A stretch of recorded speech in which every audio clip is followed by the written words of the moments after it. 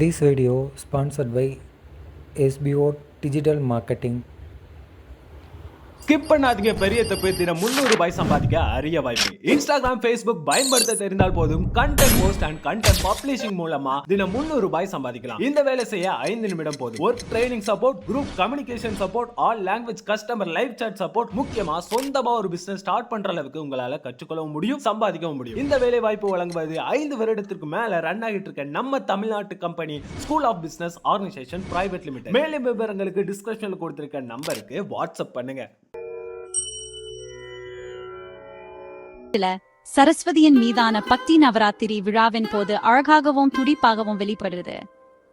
இறுதி 3 நாட்கள் அவளுக்கு அர்ப்பணிக்கப்பட்டுள்ள சரஸ்வதி பூஜை அன்று மிக முக்கியமான ஒன்று நடக்கிறது.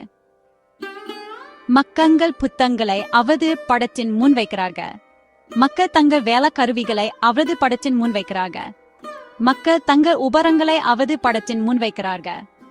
இது வெறும் மூடம்பிக்கை அல்ல, இது ஒரு சக்தி வாய்ந்த வழிப்புணர்வு மற்றும் நன்றியுணர்வின் செயலாகும். நமது அனைத்து திறன்கள், அறிவு, படைப்பாற்றல மூலம் நம்முடையது அல்ல என்பதை ஒப்புக்குவதாகும்.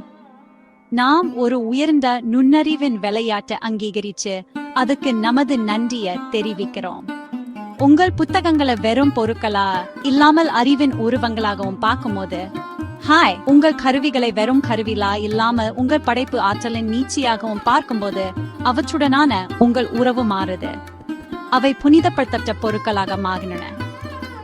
பூஜைக்கு அடுத்த நாள் விஜயதசமி என்று அழைக்கப்படும் எந்த புதிய கற்றலையும் தொடங்க மிகவும் மங்களகரமான நாளா கருதப்படுது. இது வெற்றியை கொண்டாடும் நாள். அறியாமையின் மீது அறிவின் வெற்றி, இருளின் மீது ஒளியின் வெற்றி. குழந்தைகள் பெரும்பாலும் இந்த நாளில் எழுத்து உலகு அறிமுகப்படுத்தப்படுகிறார்கள். இது அவர்களின் கல்வி பயணத்துக்கு ஒரு புனிதமான தோட்டத்தை குறிக்குது. இந்த மரபுகள் குழந்தைகளுக்கு மட்டுமல்ல, வளரவும் பரிணமிக்கவும் விரும்பும் அனைவருக்கும் இது பொருந்தும். சரஸ்வதியை தூண்டுவது என்பது உங்கள் உணர்தல் மற்றும் படைப்பு திறன்களை மேம்படுத்த ஒரு நனவான முடிவை எடுப்பதாகும். நீங்கள் ஒவ்வொரு நாளையும் சரஸ்வதி பூஜையாக மாற்றலாம். உங்கள் வேலைய அல்லது படிப்பை தொடங்குவதற்கு முன் சில நிமிடங்கள் அமைதியாக இருந்து உங்களுக்குள் உள்ள நுண்ணறிவின் மூலத்தை அங்கீகரிக்கலாம். இந்த எளிய செயல் உங்கள் வாழ்க்கைய அனுகமிக்கின் விதத்தை மாற்றும். இது உங்கள் வேலையை ஒரு சுமையாக இருந்து படைப்பு மற்றும் கண்டுபிடிப்பின் மகிழ்ச்சியான செயல்முறையாக மாற்றும். நீங்கள் செய்யும் எல்லாவற்றுக்கும் ஒரு குறிப்பிட்ட கருணையையும் எளிமையையும் இது கொண்டு வருகிறது. இறுதியில் அனைத்து ஆன்மீக செயல்முறைகளின் குறிக்கோள் சுயத்தின் எல்லைகளை கலைத்து உணர்வின் உலகளாவிய தன்மையை அனுபவிப்பதாகும். அறிவு மற்றும் படைப்பாற்றல் பாதை சரஸ்வதியின் பாதை. இதை அடைவதற்கான மிக அழகான வழிகளில் ஒன்றாகும்.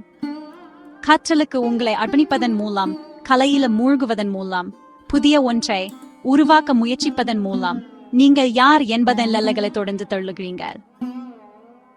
நீங்கள் ஒரு உள்ளடக்கிய மற்றும் விரிவான இருப்பு நிலையை நோக்கி நகர்கிறீங்க. இதுவே நமது விருப்பமாய் இருக்கட்டும். அறியோன் நதி நம் மூலம் பாயட்டும்.